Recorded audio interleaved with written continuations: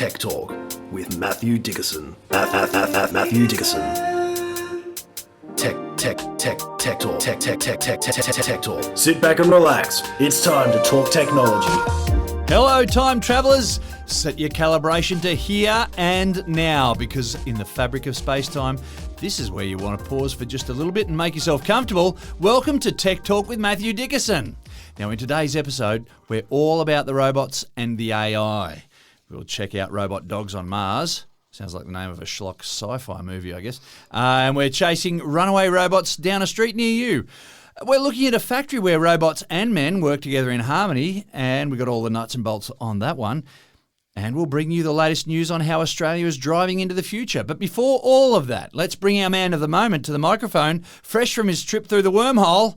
It's a man who lives for the future. Welcome, Matthew Dickerson. Well, it would be nice if I could go through the wormhole, because I've been at the Gold Coast in the last week. And it's been a bit warmer than it has here where we are. So the wormhole, I had to go good old-fashioned planes to get there, but the wormhole would be nice just to duck up in just warm to pop weather. Up, like you're walking into the lounge room and then all of a sudden, look at That's the right, Gold here I Coast. am on the nice warmer beach. Yeah, it's nice to see that. So I was at a conference, and I won't mention the name of the company that was hosting the conference, but it was quite interesting to see how much focus there is on cybersecurity, cyber scams. Oh, it's the hot topic of the age. Absolutely right, which is reassuring in some way. And this was a conference that was mainly focused on telecommunications. So just to see the number of things that are trying to be put in place before it gets to us, we've still got to be vigilant with what we do. And one of the things at the conference when there was so much focus on it was you heard lots of stories about things that happened, scams, etc., which we've talked about before, a few of the various examples that have occurred. So you saw or heard lots more about some of those,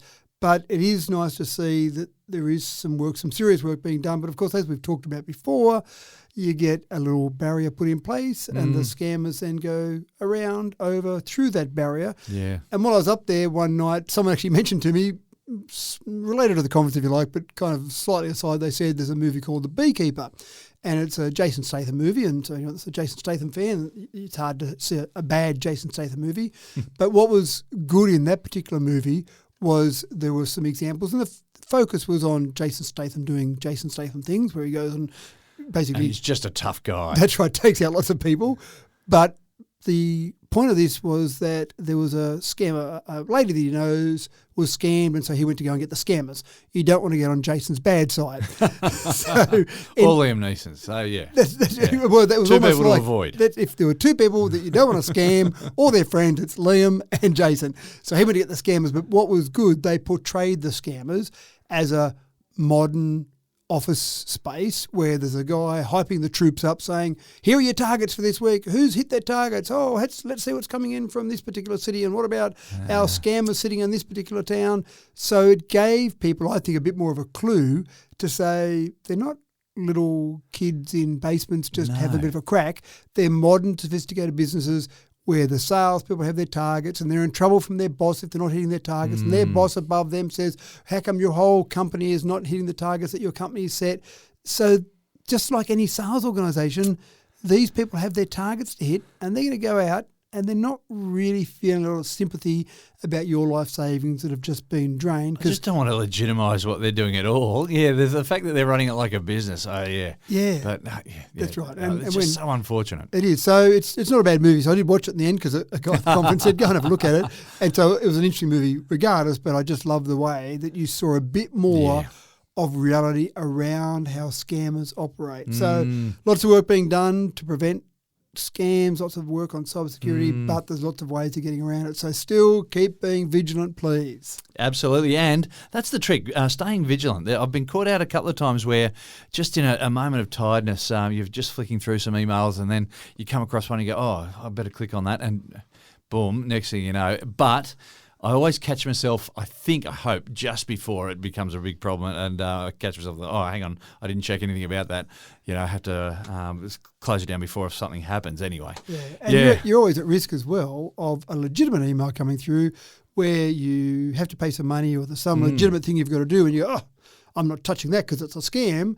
And the next thing you get a phone call, why haven't you fixed that bill or what? Oh, sorry, I didn't see anything. No, I sent you an email last week. Oh, you did too, but it looked like a scam. I'm sorry. So, yeah, that's the new, maybe the checks in the mail. Oh, I thought your email was a scam. I thought your invoice was a scam. All right, folks, it's time to bring you all the news of all things digital, virtual, and or futuristic. Let's start with this first story. Now, for the uninitiated, Ring is a company that makes video doorbells and security cameras, and a lot of people have these setups now and they record all manner of family and neighbourhood outdoor action, including those close encounters with wildlife.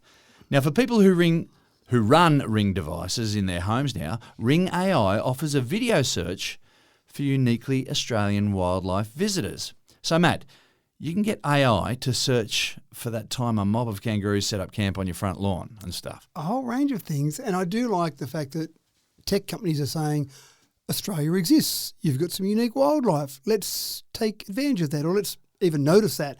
And I know car manufacturers, when they're working on autonomous driving, one of the challenges has been the kangaroo bouncing across the road, because when they're using LiDAR in particular, it's sending out a constant signal and it's waiting for bounces to come back from something. So a moose or a cow, some large animal walks out onto the road, it can bounce off that and go, oh, wait up, there's something large on the road, you better slow down. But a kangaroo confuses an autonomous vehicle because there's a bounce back, and then as the kangaroo bounces in the air, there's nothing, and then there's a bounce back and there's nothing. Yeah, so the car gets a bit confused. We need AI to smarten up. Well, exactly right. It's a kangaroo, don't you realise that? So they've had to do some work with autonomous vehicles, and this is another one where Ring in the past has been able to identify certain things. So it can identify humans, pets, various animals, packages. So you can go back and say to your Ring doorbell, tell me what time a package was delivered, because it's not there now and I want to see what time it was delivered. I want to see how long it was there for.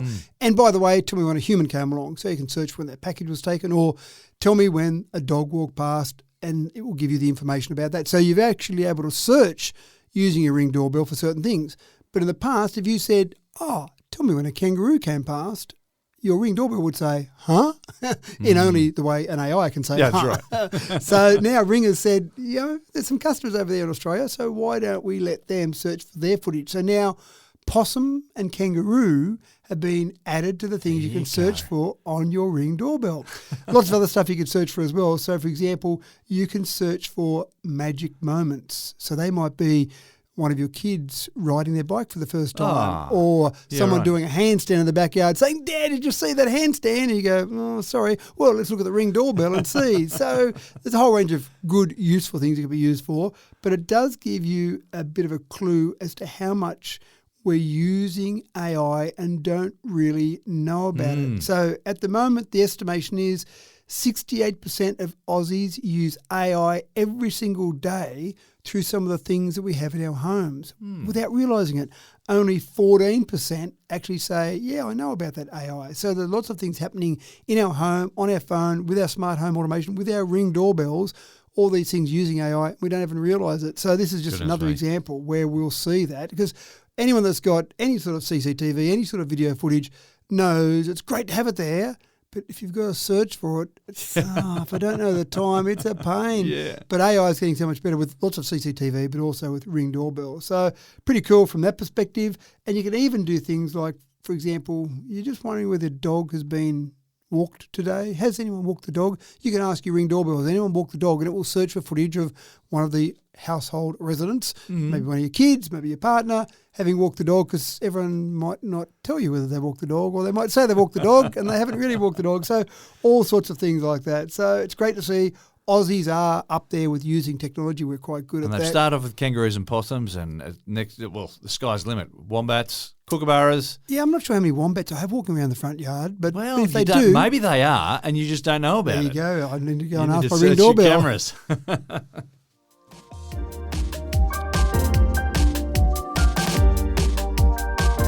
Now, we all have a place in our hearts quietly brimming with fear for the day that robots finally ditch us as their masters and start making decisions for themselves. Well, that day was the 21st of August 2025, when in Montville, Queensland, a robot vacuum cleaner just up and left its domestic duties, headed out of the house and down the street. Matt, hand me my shovel. It's time to put an extension on my doomsday bunker. Absolutely. So this was just a simple little robot vacuum cleaner that decided it was going I've to had go enough. rogue. I'm out of here. And it was quite funny because they interviewed the owner of this, a guy named Stuart McKenzie, who's a snake catcher. So maybe the robot vacuum cleaner got a bit scared about the things that were appearing in the household. But he did say, I wasn't sure. Did I work it too hard? Was it unhappy with its working conditions? Why did it escape? And it's interesting because you've got a mapped out area for a start. So you kind of think it's going to stay in that mapped out area. This one didn't. Then typically you've also got things that might hit up against as a robot vacuum, but obviously their front door must be smooth enough. And it got to the point it went, Or maybe this robot set up a ramp for itself. maybe it did. Maybe it built something. Maybe it's been planning this a long time. This is like the Great Escape. It might have pushed a few You can things hear the over to whistling the in the door. background, That's yeah. right. So it made its way down the driveway. They probably had the cleanest driveway of anyone in the neighbourhood because it had a robot vacuum cleaner going down the driveway. And unfortunately, its escape plan was thwarted once it got onto the road. Didn't really understand the road rules and it got hit by a car. So the robot vacuum cleaner is no more. So you're saying for when the robots take over, we just have to run them over. Run them over, that's right. That's why they're the size of robot vacuum cleaners. When they get a bit bigger, maybe When it'll be they're harder. Terminators. When they're Terminators, it might be We're gonna harder need to a run big them car. over. But I'm actually trying to find out if anyone can work out what went wrong with this. It was a fairly expensive robot vacuum cleaner. They seem to be pretty good. I use them and they seem to do their job and they stay within Yours their hasn't run away boundaries. yet. They haven't run away yet, but I'm nice to them as well. So maybe that's Stuart's problem. Maybe he wasn't nice to them. I do say good morning. I do say thanks for cleaning up. So I'm still waiting when they take over. But this might be the beginning, James. This might be the beginning of robot vacuum cleaners taking over the world.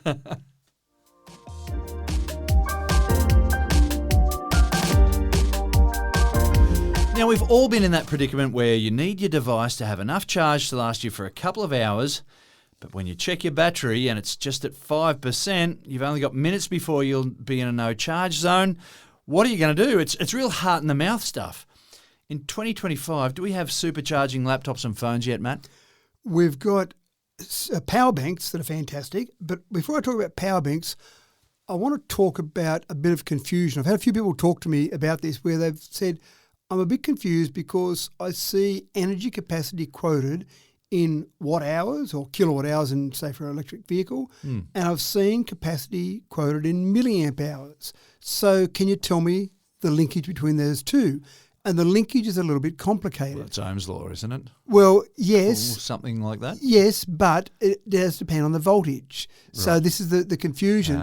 So when you quote what your capacity is in milliamp hours, it gets confusing because essentially you need that milliamp hours and the voltage that it would run at to know what the capacity is. So I'm a bit disappointed with manufacturers that quote their items in milliamp hours because you might say, well, that's fine. Power banks are always running at the same voltage. So I can compare power bank A versus power bank B with milliamp hours. But watt hours is the actual energy capacity something is stored at. Or again, it's So with for a the car. young physicists out there, watt is a measure of power and the amp is a measure of current. Correct. And so the measure of current, you need to know what voltage it's running at Correct. for that to be relevant. So V equals IA, you mentioned Ohm's law. Yeah. So essentially you're going to use that to work that out. Why go through all that? Why bother Yes. about doing all that? Seems like a lot of hard work. Just quote me the watt hours, please. right. And so it seems to make sense. Now, if you're getting onto an aeroplane with your power bank, the airlines say you cannot get on with a power bank over 100 watt hours. They don't make around milliamp hours. They want to know the capacity of that battery. Right. So if you're looking at a power bank and it's quoted in milliamp hours, you go, can I take this on an aeroplane or not? You've then got to go and do the conversion. You've got to know the internal voltage, etc. So this new power bank that's come out is 99 watt hours or 27,650 milliamp hours. Again, that doesn't make as much sense as the watt hours. Then the next part, just to give a bit of background. So essentially, the call out to all manufacturers is just quote watt hours for me, please, because it just seems to make more sense. Yeah. That's much easier. Then the other part I want to talk about is they often quote the charge to 80% time. And this does annoy some people as well. They often do it with vehicles. They'll say the 0 to 80% charge time. But even with things like power banks, it's probably not as important because you just plug it in and charge up and take it away the next day. But the reason they go to 80% is you've got two phases in charging with any battery. This is not any battery, any lithium battery, any lithium-based battery, lithium ion, lithium polymer. So you've got two phases. The 0 to 80% phase is at a constant current. And that's when the battery's obviously emptier and it wants to get as much charge into it as possible. When you get to 80%, that's when it's changed over to a constant voltage phase, and that starts to slow it down in its charging. And you do that for safety. When you get too much charge and the batteries gets towards full, that's when you can get those swelled batteries you see, damage the battery chemistry, not as long a life out of your battery. And so manufacturers want to actually say how quickly you can charge something. So that's why they quote 0 to 80%, because it's quicker for that part. It can often take the same amount of time, maybe even a bit longer, to go from 0 to 80 as opposed to 80 to 100. So, for example, if it took 20 minutes to get to 80%, it might take another 20 minutes to get to 100%. Yeah. You don't want to quote 40 minutes to charge. You'd rather quote 20 minutes to 80% because it sounds better in a marketing brochure. And 80% will get you out of trouble. Correct. If you need to get something charged up quickly to get going, I'm at 80%, that should be enough to charge my phone or get in the car and keep driving off. So that's interesting. There's some new technologies, new chemistries that are being developed where that may change. But for the moment, you're going to see a lot of things quoted 0 to 80%. So after the little background there, the background explainer, if you like, then getting on to the Rapid Pro Power Bank, 99 watt hours, as I mentioned before. And to give you an idea, a typical modern smartphone might have a battery around the 12 to 18 watt hours. So 99 watt hours gives you maybe 5 charges of a smartphone. So that's not too bad. You're going away somewhere for a week, you can go, I just take this and my phone and I'm probably right for a week. If I haven't got easy access to a PowerPoint for a week, I'm okay. A tablet might be 25 to 40 watt hours, and a notebook, again, big variation depending on the size, but 40 to 100 watt hours. So that's even better. You think about one little power bank could fully recharge a fairly large notebook with a 100 watt hour battery. So it's pretty impressive. The nicest thing about this, though, is that it uses a Rapid Pro desktop charger that'll charge it from 0 to 80% in 20 minutes. So there's that 80% charge again.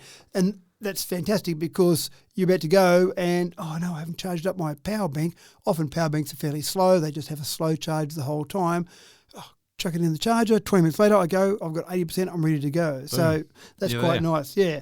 The other nice thing about it, it's got USB-C PD 3.1. Now, 3.0 was the previous standard. You could run something like a notebook off PD 3.0, but the maximum power you can get out of that USB-C cable was 100 watts. 3.1 goes to 240 watts. So forget about the old days of a notebook having a little circular charger where you'd have a positive on the outside, a negative on the inside, or vice versa. And every different notebook manufacturer had their own proprietary little charger, and the voltage you had coming in was different for different notebooks. Where's that brand X charger that goes with my brand X notebook? Oh no, I've only got a brand Y one here.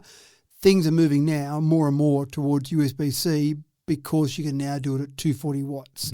So that's fantastic. So now we've got a power bank that actually allows you to charge up to 140 watts per USB-C cable. So not the full 240 watts, but 140 watts is usually enough to get you out of trouble with your notebook. So things are happening, and we're getting a world now that's more connected, that's easier to navigate.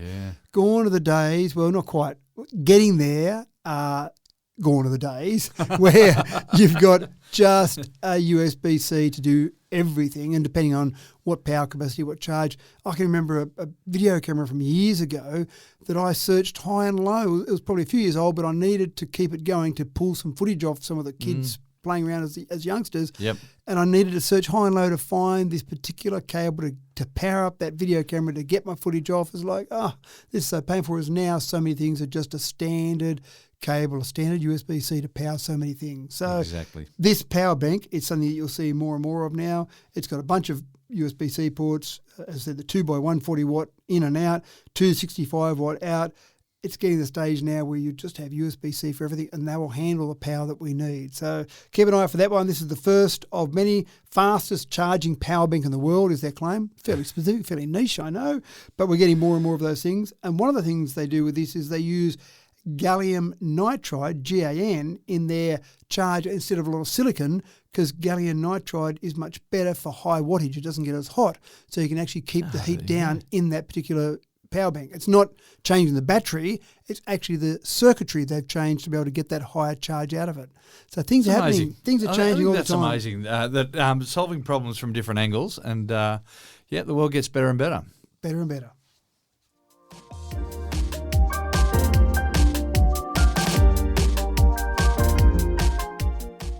Now, e-waste is the shocker of the 21st century, with 62 million tonnes of e-waste generated globally each year. Now, think how many phones and laptops that includes. Recycling e-waste is a big issue, but we're getting better at it, thankfully, and a recent step has been in creating 3D printable circuit boards out of PVA.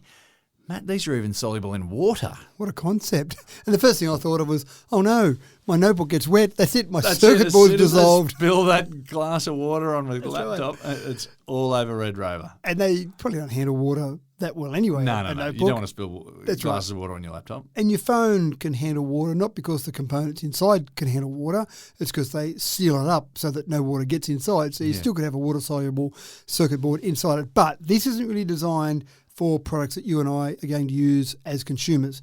This is designed to allow us to basically prototype things very quickly without creating a whole bunch of waste. So they're using, as I said, a PVA, water-soluble polymer.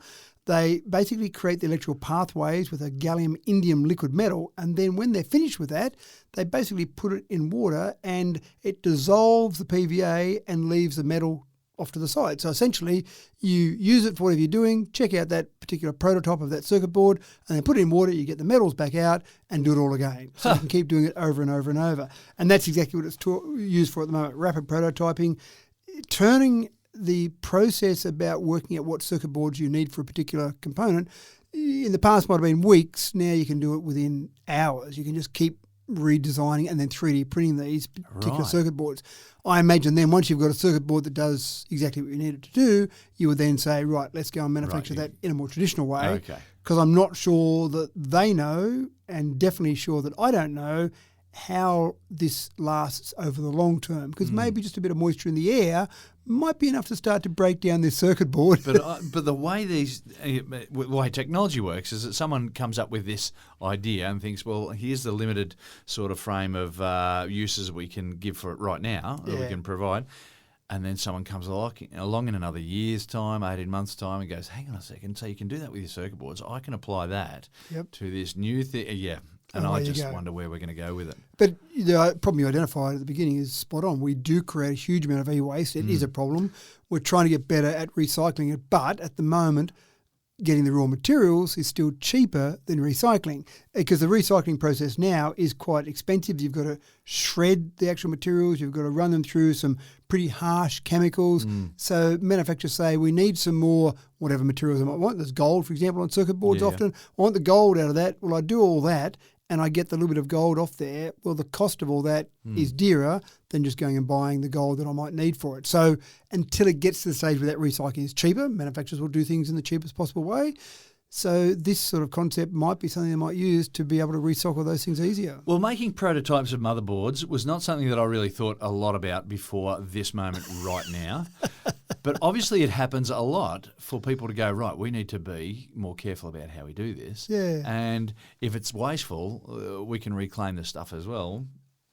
Boom. This is an exciting piece of news, I think. It is. And I even think it's got some relevant areas where it will be used in education, in research labs, for example. So you can imagine you're studying electronics at university and someone says, right, now go and start doing these prototypes. There'll be a lot of materials used in that in an educational perspective, but now go and do those prototypes, 3D print it.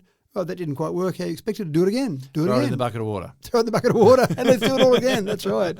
So and it's important to be able to do that, because as much as you can design things on a computer and simulate that, then Formula One teams have incredible simulators, but they still then get out on the track and do the testing. So you still want to test the actual circuit board after you've designed it and think you should understand what it should do. You really want to make sure it does do that. So it's quite fascinating. And one of the things I love about this podcast is I get to learn about things that I didn't consider as well. Exactly as you said, rapid prototyping of circuit boards hasn't been number one on my list of things to work out how they do. But now, that's right. Look at that.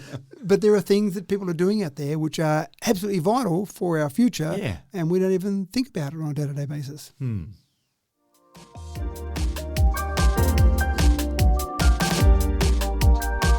Now, this might have slipped you by. You may not have realised, but the results are in for the MS Office Specialist World Championships. I'm going to say that again. the MS Office Specialist World Championships. That's the Olympics for the geekiest of geeks and the nerdiest of nerds. And the competition this year was as hot as ever. Matt, some people think that they know how to make a spreadsheet. They don't know how to make a spreadsheet, do they?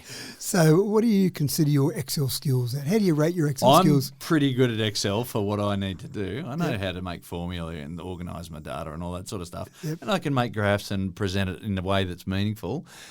But that wouldn't even get me qualified for this, would it?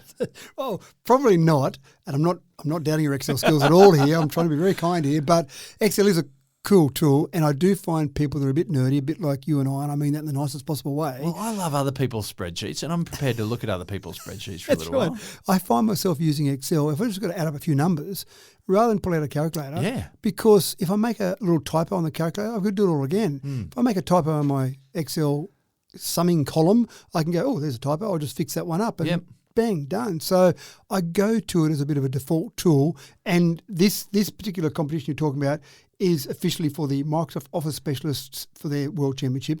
And technically, if I want to just do a little flex here, I'm technically a Microsoft Office specialist. I did the course and the exam many years ago. I used to train people in Microsoft Office. Don't do much of that anymore. But that would have qualified me to enter this competition. Back in the day, right now, I think they'd look at you and go, oh, Matt. Well, the problem is age. I've got to be no older than 22. So I just sneak over the age limit there. You and me both. That's right. But it is a cool tool. And funnily enough, Excel wasn't the go-to tool when spreadsheets first came out. Of course, Lotus 123 was the spreadsheet tool.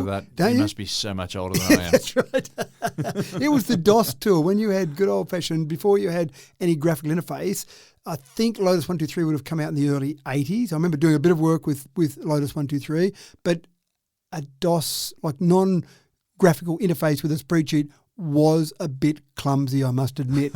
And the first time Excel came out was 85 on the Mac. They thought Microsoft, which is crazy that you've got Microsoft coming out and bringing out a product for the Mac before they brought it out for a Microsoft package, because obviously back in the day, Apple and Microsoft were at loggerheads, although I know Bill Gates did buy a number of shares in Apple to keep it going at one stage. But essentially they brought out in 85 Excel for the Mac and then 87 Excel for Windows, and that left good old Lotus 123 back in the dark a bit because they kept plugging away with their DOS version. By the time they brought out a Windows version, it was too late. Excel had taken over. And the name Excel, they called it, I wanted a really complicated, beautiful story about Excel, but it was just because they wanted to make something excellent. So they said, Excel is part of excellent. That'll do us. We want to make an excellent spreadsheet, so we'll call it Excel. And actually, there was another company that had a program called Excel as well. So Microsoft, being Microsoft in the day, just said, we'll pay you a lot of money to go away. And they did that, but they had to use the term Microsoft Excel for a number of years when they first did that. It couldn't just be called Excel. So, well, I often use it in teaching, and it's excellent when you've got to process a group of data really, really quickly. Yeah. Yeah, and you just punch it all in. Data entry is really quick, and then the formula are even quicker, and then you just cut and paste, or you drag across and fill right, fill down, and all of a sudden you've got all the processed data. And you've got graphs, recommended charts. How easy is that? Oh, my students love it. That's right. So, but it is nice to show things graphically. But it's a tool that you can use at a very simple level, a tool you can use at a very complicated level. Pivot tables, that's usually where it trips most people up when you say, show me your pivot table skills. That's where people go, oh, let me just have a look at that. So, but look, it's fantastic. The Olympics for Microsoft Excel. So here we go. They were in July, weren't they? They were held over the last couple of months, correct? And you had to be between 13 and 22, so that's where we were ruled out just. 400,000 students across the world attempted to qualify. And essentially what you had to do, you had to win your competition at a national level to qualify for the World Championships. And then if you made it that far, the test was speed and accuracy in formulas, functions, data modelling, dashboards, and real-world problem solving. And what I love about it is you get one crack. It's a once-in-a-lifetime opportunity. So if you qualify at the age of 13 and you have your one crack, that's it. You can't come back next year. You can't come back ever. So no one comes back as a hot favourite. No one comes back as a former champion. No one comes back as a hot favourite. So that's it. So if you qualified at 13, you'd go do I want to wait until I'm a bit older? Do I want to have my crack now? Is there going to be some advantage in youth? What do I do? Do I still do it? Maybe I'll never qualify again. I might as well do it now. So presumably the people at Microsoft have scanned all the best performers in the World Championships and then recruited them for later. Probably. Or whoever needs their spreadsheets done or whatever. They're looking for the people with the hottest skills. They found them, and once they've decided whether or not you're hot or not, if you're not, well, they don't want to know about you. And if you are hot, they've already contacted you, and they don't need to go and look at you again. Probably not. And I think part of that is that I think there'll be Microsoft and a bunch of other companies out there who'd want to know about you as well. Now, one of the things that I found fascinating was they said that they test you for your technical proficiency and creative data storytelling. Now, that worries me a little bit.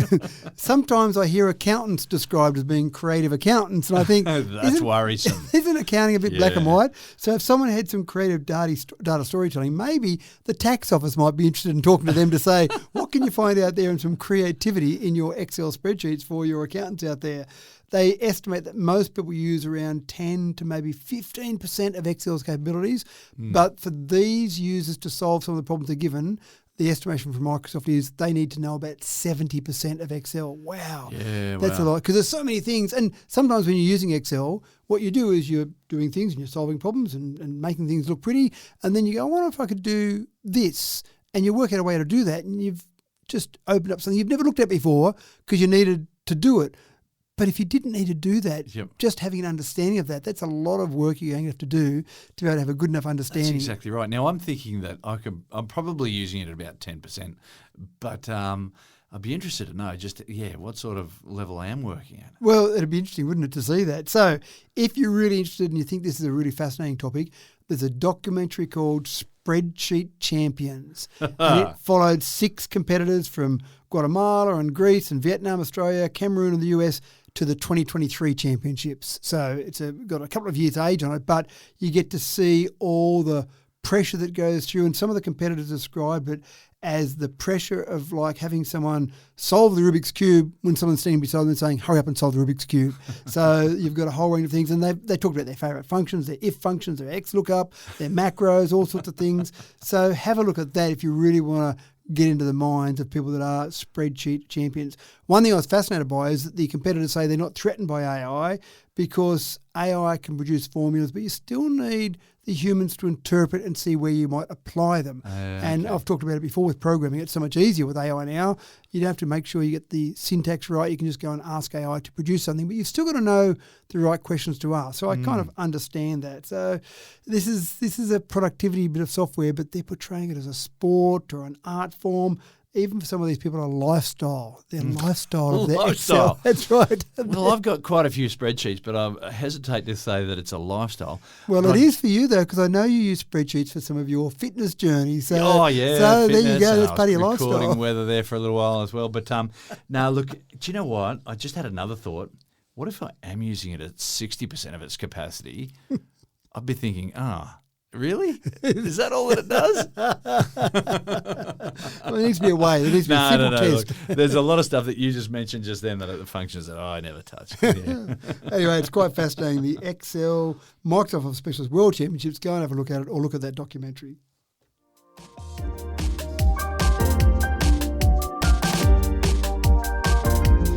The robotic revolution in the manufacturing industry is not a new thing. It's something that car manufacturers have lent right into for decades now. But the team at Hyundai in the US state of Georgia have shaken things up and stepped back into the hands-on approach to building cars. Matt, Hyundai is all about the teamwork for making the dream work and still has a substantial workforce on the floor. And it's interesting, they have a workforce in Georgia. This is a process from the state government in Georgia to try and get more robotics in their manufacturing. They've thrown about $2 billion into this incentive package for Hyundai, so it's a pretty serious investment, you would think. And they've got a plant at the moment that has about 750 robots, which seems like a fairly large number. That's a lot, yeah. But 1,450 humans, so about a 2-to-1 ratio. In most of the US industries that you've got across manufacturing cars, for example, there's more like a 7-to-1 ratio, 7 humans for 1 robot. Right. And so they're really trying to say, if we want to be competitive on the world stage, we need to have more robots. As much as you might think that's terrible for the humans that you've got there on the factory floor and they're going to lose jobs, I think the logic from Georgia local government is that if you don't have robotics involved, there's just going to be no manufacturing there in your state. They're going to go to another state or another country where you've got robotics because you can do the whole thing more efficiently. When you look at some of the things that they do, and we've kind of mentioned this in the past with robotics, and we've kind of made the throwaway line that you've got two bits of metal, you've got to weld together, and you've got a robot to do that. That's one specific job. It's going to get it right every single time. It's going to do it perfectly. It's not going to say, I'm sick of this job, I'm going to do a sloppy weld today. Yeah. You know it's going to be done right. So robots are used for things like welding, lifting, repetitive tasks, but they're still using humans for things that require quality control or adaptability or maybe even just craftsmanship. So when you've got, for example, precision trim or clips that need to go in or tactile jobs, they're still using humans for that. But the real message here is that the humans can do their job better and use the human skills for things that need human skills. Use the robots for things that need robotic skills. Don't waste the humans' time on boring, repetitive tasks because sometimes they have a bad Friday. They want to knock off early and they just get through that job as quick as they can because humans sometimes are humans, whereas robots are going to do it the same every single time. Yeah, and humans can get a bit distracted too by this and that. And so, one of the things I found interesting was when they're just finishing off the cars, and I've seen documentaries in car manufacturing when they get to the end and they're looking at this car to make sure it's pristine, there's not a single mark on the outside of the car.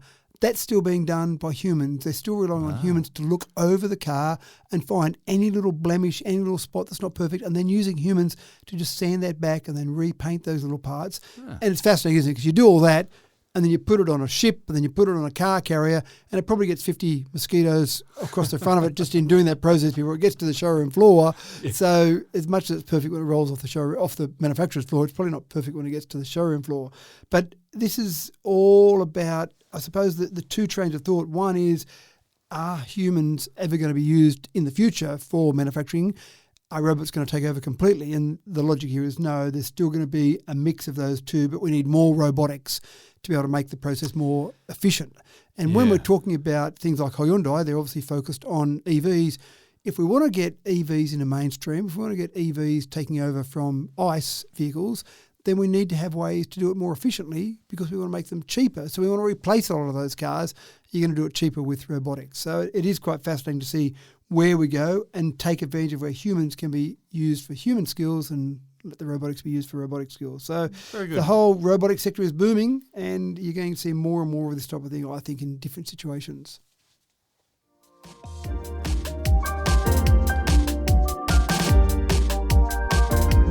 Now, for the EV hesitant, the hybrid vehicle is served as a tidy little compromise. Now, here in Australia, they make up a substantial share of the sales in the marketplace. The plug-in hybrids have bolstered these sales enormously. They're a gateway model for those drivers who want to make a change but just can't quite make the full jump yet. So, Matt, what are the implications? Are these a stepping stone to cleaner driving, or are they more like a handbrake to a revolution? Oh, I still get a bit frustrated when people talk about the fact they've got an electric vehicle and they've just got... The chest puff up and they go, oh, look, I've got an electric vehicle, and it turns out it's a hybrid. It's a hybrid. Now, it's a little bit different with plug-in hybrids. I've gotten a bit frustrated with people in the past who go, oh, yes, I drive a hybrid X, and it's just one that recharges the battery a little bit when they're slowing down. They go, oh, you're not really doing much except... you've got a more fuel-efficient vehicle. It's not a step change. It's just a slightly better version of what we had before. And the first hybrid vehicle I bought was about 2005 when I bought a Prius for the first time. And I thought, this is fantastic technology. In 2005, we're now at 2025. Now I've got to remind myself that 2005 was 20 years ago. Yeah, I know. It's a bit scary, isn't it? 2 decades. So at that stage, yes, these hybrid vehicles, I remember buying the first Prius and going, this is unbelievable technology, this is fantastic. But people are still buying that now going, this is fantastic. So I'm not that excited. Plug-in hybrid, I'm not quite as harsh on plug-in hybrid. Well, I wonder how much fuel you use with a plug-in hybrid. Well, here are some of the interesting parts to it. So supporters say plug-in hybrids are a stepping stone. So that's great. You get people used to plugging in and using that. That's fantastic. Critics, and maybe I put myself in this category, call them a handbrake because they're just prolonging fossil fuel usage. So you've got your plug-in hybrid, you're going to keep using petrol for some years to come. And part of the problem is how the users use it. If I'm really good, and I did have a plug-in hybrid back in 2012, I had a Holden Volt. I think in America they were called the Chevrolet Volt, but in Australia they're called the Holden Volt, and that was a plug-in hybrid. Now, it had about a 70-kilometre range, and that did me for most things that I needed to do.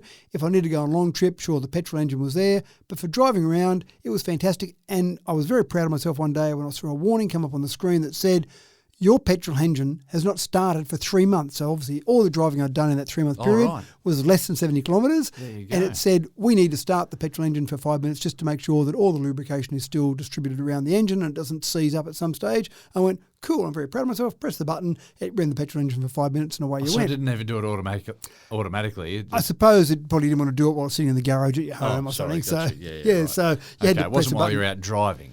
No, but it didn't know how long you're going to be driving for, so I guess it just had some way. But I liked it. I took a photo of it and went, cool, look at that. I haven't used my petrol engine for 3 months now. So if you're very good at charging up, then fantastic. And if you're doing short trips on a constant basis, absolutely brilliant. But some people say that when they actually look at the usage for someone's plug-in hybrid, then people just drive it like a petrol car. They go puff their chest out, as you say, I've got a plug-in hybrid, but I haven't plugged it in for the last 6 months because I just put petrol in it and drive it around like a normal vehicle, and then you're not really gaining much of an advantage. But the stats are a bit scary. So plug-in hybrid vehicles now make up about 25% of all EV sales in Australia. Right. So we think we're getting some progress with EV sales, but it turns out that a lot of them are plug-in hybrids. So 25% of plug-in hybrids, that means that there's also 25% of all EV sales. If you put a big wraparound EV and plug-in hybrid. Yeah, so I was going to say, but so hybrids are part of that as well, aren't they? Correct. So there is a percentage that is just hybrids. Yeah, that's right. Yeah. So there's a percentage of those as well. And so EV sales, I'd just like to see the EV sales grow.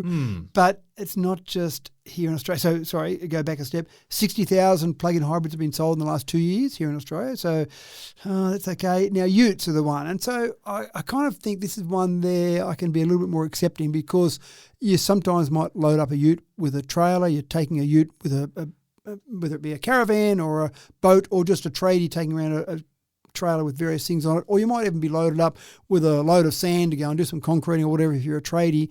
So a plug-in hybrid in that scenario, if most of your trips are just running around town and you might need a heavy load, I can probably live with a plug-in hybrid a bit more. And I did run into someone with a plug-in hybrid ute when I was charging up one day, and he was charging up at the supercharger beside me, and he said that he'd only put petrol in it once and he'd already owned it for, say, 2 months. So he was actually quite good at using it the way it was meant to be used. So fantastic. So I can kind of get that one. But plug-in hybrids surged from 1% to 5% of new car sales in the last year. So of all the cars we sell in Australia, plug-in hybrids are now at 5%. So that's gaining a bit of traction. Having said that, battery electric vehicles, so straight BEVs, have plateaued at under 9%. We used to get excited when we've gone from 1 to 2 to 5%. They've hit 9% and they've kind of stopped. Now, would they be there still if you didn't have plug-in hybrids filling in that void, or is it a stepping stone? So maybe it's a stepping stone, I'm not sure. EV growth has slowed outside of China. Sales are stagnated in the US and Europe. In China, they're still going ahead. So it's maybe a stepping stone. I suppose in 5 years' time, we'll see whether or not it was a stepping stone, and then people went, oh, this is fantastic. Now I want to go to that next step and get my proper vehicle. But I ran into a friend the other day who commutes about 30 or 40 kilometres to his job in the big smoke in one of the capital cities in Australia every day. Yeah. And I said, why aren't you driving an EV? That's 60 to 80 kilometres a day. And his argument was sometimes we do a long trip. Oh, well, is that good enough reason? So other ways are around it. That's right. Yeah. So for someone like that, maybe they would entertain a plug-in hybrid. And I didn't say that to him because I didn't want to stain my reputation by staying to advocate for plug-in hybrids, but maybe for that, when he's doing that most days, he would get by with a charge most days. And funnily enough, he said at his workplace, they do have free charges. Their workplace provides free charges. And charges are popping up everywhere now. They are. Part of the problem before was that people saying, well, there just aren't enough charges around, but there are charges everywhere now. You're right. And I mentioned before, I've been at the Gold Coast and we flew to the Gold Coast, but we hired an EV, of course. We hired a car. I can't hire a car without hiring an EV. So we did that. And one of my little tricks is I normally, with my own car, carry extension lead or work out somewhere in a car park at a motel we're staying at, where are the power points to plug into. You drive around. And I drove into this underground car park at the motel we're staying at, and I saw lined up across the back wall 6 fast chargers, not superchargers. That was fine. That's right. I'm at You're a charging motel. overnight. Overnight, absolutely right. And I went, no, look at this, fantastic. I've got all these fast chargers. I don't have to run around trying to find a power point somewhere and make sure I can park next to that spot. So that was fantastic. So you're right. It's getting more and more that you'll see those chargers. I'm just not hearing the voices of people who've bought themselves EVs and were disappointed. Yeah, that's true too, isn't it? That's just not hearing those voices. Maybe they're out there, but for the people who are still holding back, where are the people that are poo-pooing the whole idea? That's right. We're the ones who have bought it and said, I'll never buy one of those again. I'm going back to my petrol engine. You're right. I don't see that, but see, there's a reason for that, James. I always say that it's intelligent people that buy the battery electric vehicles, and so they're intelligent enough to work it out beforehand and they get it right, so they're okay. Yeah, right. But one of the things that's interesting, and this is a marketing question more than a tech question, dealerships are stocking more plug-in hybrid electric vehicles than they are battery electric vehicles. Now, are they doing that because that's what the consumers want? Or are they doing that so when someone walks in, obviously it's better for the dealership to sell something that's on the floor. So is it the chicken or the egg? Which is coming first? Because if I walk into a dealership and there's a bunch of plug-in hybrids and no battery electric, I go, well, that must be what you're selling and I want to buy a car and you've got one there, I'll buy that. Or are the dealerships saying that no one asked for a battery electric vehicle, I've got to stock plug-in hybrids because that's all anyone wants out there? It's a fine line. Which way does that go? Yeah. So anyway, we're getting there slowly. Things are changing a little bit-ish, and I think there's a pause. We might see some growth. Maybe this time next year, fingers crossed. Yeah, that's right. And I think as we're getting longer range, as we're getting faster charging and the more technology charges, just keeps improving and improving and improving. The experts More do and more say reasons. that the long-term solution still to normal passenger vehicles is still battery electric vehicles. So if you've got to buy your PHEV to get you to that next step, go for it, folks. But BEV is going to be the final solution.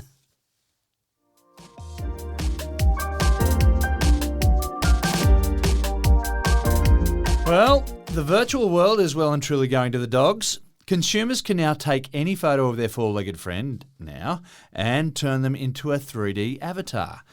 Matt, I cannot for the life of me see any use for this whatsoever. But apparently there is a market for it. Why? And Take a photo of your dog and get it to be something that you can play with on your screen. potential applications include virtual reality, augmented reality, the metaverse, text-to-animation content. But yes, do we really need all of those things with our dog? Maybe in them? we do. Maybe I just don't understand why we do. The concept here is quite clever. There's some researchers in South Korea that have been doing this work where they're saying, take a photo, single photo of your dog, and we will turn that into a 3D animated avatar. So that's pretty clever. And one of the ways they're doing that is they're saying you've got to tell us the breed of your dog as well. So with humans, a photo turned into an avatar, they kind of know what humans look like in the main. Humans are short and tall and large and small, but generally we're basically the same shape. But dogs, a whole range of different, you've got distinct shapes and sizes, fur textures, different features. Yeah. So tell us what your dog is and send us a photo and we'll turn that into a 3D animated avatar. So that's pretty cool technology in the start. But yeah, sometimes we talk about things on this show that you go, they did it because they could. I'm just thinking, you got this dog out the back door looking through the back window, or maybe it's sitting on your lounge watching you with your headset on, playing with your dog in the virtual world. That's right. And wishing that you might throw a tennis ball for it. Now, maybe you might want to do it with a dog that's old and passes away. Yeah, maybe. Yeah, there's that. Like keep living with that can dog. Be that friend That's forever. Right. What I found fascinating is over a quarter of households here in Australia have a pet. So there's a big market for it. And one of the things the researcher said in this was that we kind of have focused a bit on creating avatars in other realms, but we haven't really done it with companion animals. So maybe someone that's lonely, that's living by themselves, and they used to have a dog, but they can't now. They might be living in an aged care facility, somewhere that can't have pets.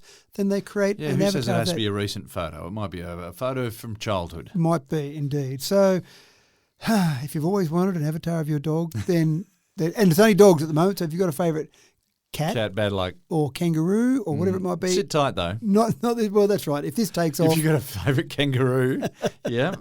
that give it could be. time. And then you can have it bouncing around in your virtual universe and having your Ring doorbell pick it up.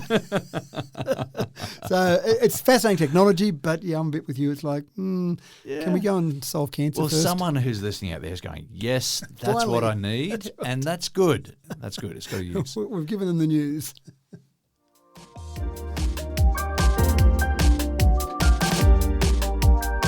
And of course, while we're on the subject of virtual dogs, here's a story to round things off, all about robot dogs on the moon.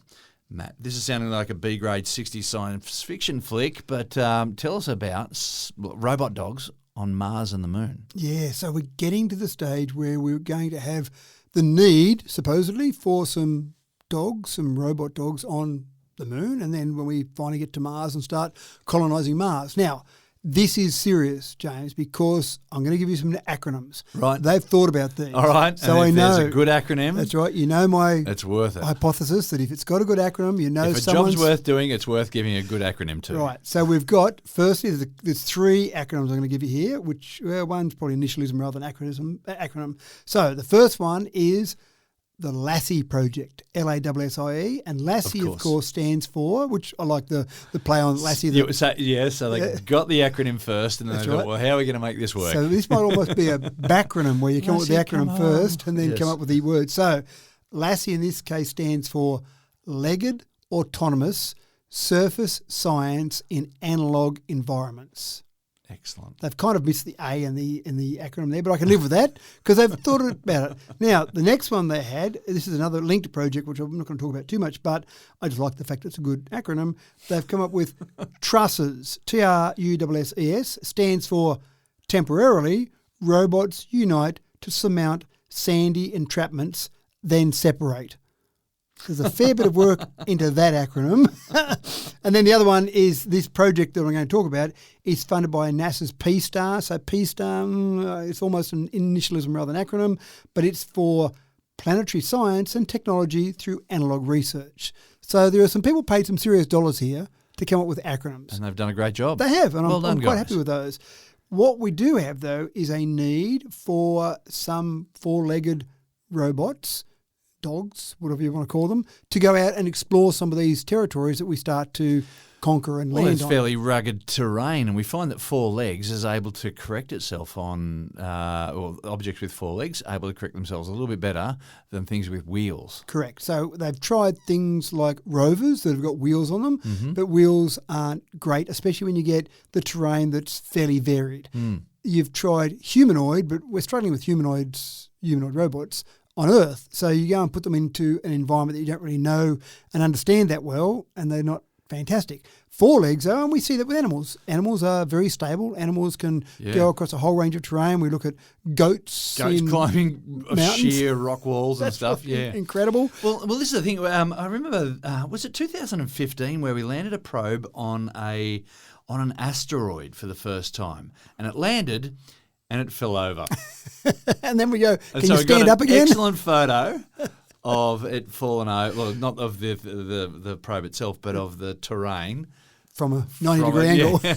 And then that was it. We can't do anything else with it because you it's stand not up going to work again? because it's fallen over. Yep. But these things with four legs, they can correct themselves. That's They a can. really important thing. And they've been doing some tests with a quadruped, I assume is how you pronounce that, robot named Spirit, and they're doing that in the White Sands National Park in New Mexico because it's got loose, unpredictable gypsum sand, which is a bit like the Martian surface. They've done some earlier tests over in Mount Hood in Oregon because that's a bit more like lunar terrain. So the tests have been going well, and they've had Spirit, the dog, walking autonomously around. They've got it doing tests, sampling the ground, sampling what's around. So you would send the dog out on a forward mission. We're going to go and explore that area of the moon. Off you go, rover. Make sure there are no aliens. Well, that's important as well. Go and check out the far side of the moon and then come back and tell us what you found. And presumably you can navigate around that and also take some samples as you go. So if we are going to explore some of these other bodies like the moon, like Mars, we're going to need our friendly robot dogs alongside us. And we've got Spot the robot dog. Man's We know best it's friend. used for a whole range of things. Yeah. This is going to next level. Tests on Mount Hood, when they did those tests, included slushy snow, rocky slopes, shifting dirt, boulders, so all the sort of things that you might encounter on the moon, for example. So I think it all sounds pretty interesting. But also, if we can get them to walk around the moon and on Mars, then surely maybe I should give up on the humanoid robot in my house and just go for a robot dog to pick up the clothes around my house, pick up in its mouth and take to the laundry and drop into the laundry basket. Maybe I'm going too high asking for a humanoid robot around the house. Maybe this will be better. That's the answer. It's got to be a dog to pick it up with its jaws. With its jaws, why not? Shake it about the place and then chew it a bit. And Well, I was thinking it wouldn't slobber on it too much. It'd probably be okay. you know, remembering Doctor Who had a robot dog. Yeah, good Much point. less useful though. That's right. So Terrible when it came to stairs. it is fascinating where we're going to go with this, but this is probably a better solution than some of the Mars rovers that we've seen in the past. Yeah. Yeah. And that is that for another week of Futurism, folks. Your sneak peek around the corner and right into tomorrow's bedroom. Thanks for another cracking tech talk, Matt. I'm going to go and just check out some of my CCTV to see whether I've had kangaroos. I don't think I've had kangaroos in my What about front yard. wombats? You might have had some wombats. Yeah, maybe some wombats around. No, it's not recognising wombats yet, though. No, it's not. It's only going to do possums and kangaroos. Possums and kangaroos. But maybe I'm going to go and look for wombats just to see, so I can then tell a video doorbell company that you need to be looking for wombats as well. So that might explain those enormous holes in your yard as well. Maybe. And thank you for tuning in once again, ladies and gentlemen, to Tech Talk with Matthew Dickerson. It really is your chance to get a head start on the competition, if only for conversation topics around the dinner table. I'm your host, James Eddy, wishing you 1,000 successes over the next 7 days.